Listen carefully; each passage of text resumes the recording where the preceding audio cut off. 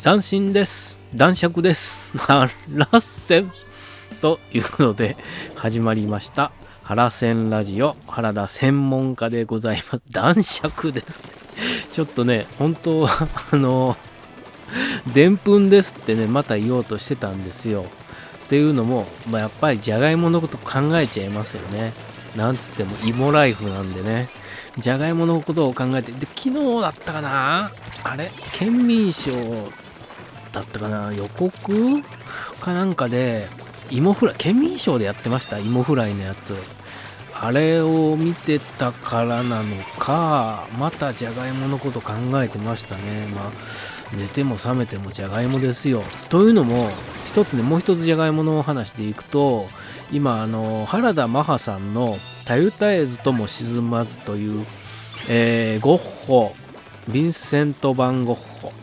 フィンセントね、ヴィンセントというか、フィンセント。これはフランス語で発音するのか、オランダ語で発音するのか、英語で読むのかみたいなので、変わってくるんですけど、原田マハさんの本の中では、フィンセントと書いてありまして、フィンセント、ね、ゴッホとは呼ばず、フィンセント、弟テオ、ファンゴッホね。フィンセントで、フィンセントが描いたテオがね、これは素晴らしいぞって言ったのがじゃがいもの絵なんですよ、ゴッホの。で、見たことありますかね。皆さんググってください。ゴッホの初期のね、暗い感じの本当になんていうんですか、身に詰まるというか、すごい絵なんですけどもね。そのじゃがいもっていうのがあったんで、いろいろひっくるめて男爵ですってね。何の話をしてる、一体あなたたちは何の話を聞かされているんですかっていうことですよね。はい、ということで、この番組は日々私が思っちゃったこと、見ちゃったこと、聞いちゃったこと、言っちゃいけないことなんかをお話ししておる番組でございまして、今日話したかったのはじゃがいもの話じゃないんです。しかも原田マハさんのそのたゆたえずとも沈まずの話でもなくて、これはいずれします。もうちょっとで読み終わるんで、これ本当に面白いというか、ゴッホのことが知れていいお話ですので、ぜひ皆さん読んでいただきたいし、原田マハさん原作の映画が松竹100周年かなんかの記念映画のね、原作原田マハさんです。これからね、もっとね、来ますよ。本当に来ますと思いますね。今の時点でも相当来てるとは思いますけども、もっとこうね、一般大衆化するというか、なってくると思いますよ。本当に。それぐらい素晴らしい、本でございます。で、今日本当にお話ししたかったのは、スチャダラパーさんのお話ですね。あんまりね、正直僕はそこスチャダラパーさんのところを通ってないんですよね。遠目に見ていたというか、詳しくはないし、何枚か CD を持っていますが、そこまでがっつり、いろいろ見たり聞いたりしていたことではないんですが、最近YouTube を始めてで3人でリモートでずっとお話をされてるんですが、つい先日更新された井上サンタさん、漫画家の井上サンタさん、東京トライブね、とか、何でした、あの辺の漫画を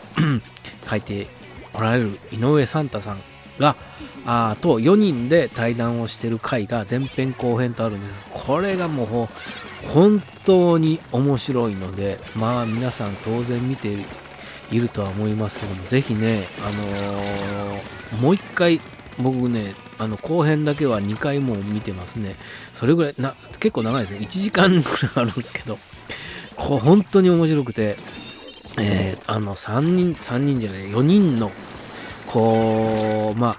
時代背景もそうですね、同じ時代を過ごしてきた戦友というかね、でその中に出てくる数々のワードがもう本当に面白いというか、中でね、マネタイズの近くまで来ているのにとか、そんなワードないじゃないですか。聞きます？マネタイズって言葉は聞くじゃないですか。で、坊主さんはしきりにマネタイズとか、エビデンスとかいう人とはもうちょっと距離を置きたくなるみたいな話をしてて、なんかすごくわかるんですよ。で、しんこさんとか、兄さんも同じ気持ちだし、しかも井上サンタさんもそういうところに対してのなんていうんですかね、警戒心というか、怠っていないというか、なんか怪しいっていうのは皆さん共通であって、で僕も確かにそういう思いはありまして、でそのマネタイズの近くまで来てんのにっていうのね、だからこう2号さんとかエイプでねバーンって行った時も確かに土屋さんはそのいわゆる界隈というか本当に近くまでね来てるし、クラブハウスの話の流れでそういう話になってたかな。クラブハウスね坊主さん絶対やった方がいいですよって回しが いわゆる回し役として適任だと。しかし坊主さんはそれねやらない断っている理由っていうのは、いやそんなとこでなんていうんですか、仕事を増やすというか、やることを増やすよりも僕は今ピクミンをしたいっていうのはもうこれ本当に素晴らしいじゃないですかね。なんかそうやったら儲かるとか、やったらお金になるとか、こうお金になる、そうですね、マネタイズできますよみたいなのはこういやマネタイズのやつがやってくれよと。俺たちは制作者というか、こうクリエイティブっていうのもあれですけど、作る側だ、提供する側だ。でそれがどうお金になるのかはそのお金の詳しいやつというか、そういうやつが勝手にやってくれよとね。俺はもう作って提供するね。だからコンテンツメーカー、なぜ横文字にする必要があるのかっていうのはあるんですけど、なのでこう勝手にやってくれよというか、そこにこうね、一緒にじゃあウィンウィンの関係っていうのもなっていうみたいな話をずーっとされてて、本当に面白くて、ずっともうね、本当にもうまだ更新はこんなね、昔のドリフとかひょうきん族ね、毎週土曜日を楽しみにしてたみたいな感覚ってもう本当久しぶりだなって思いますね。テレビで言うとそうやって昔はねこう決まった時間決まった曜日、しかもテレビの前にいなくちゃいけなかったけれどもね、今となってはそういった枠が結構取り払われてきてるじゃないですか。曜日であるとか時間であるとか、特に場所ね、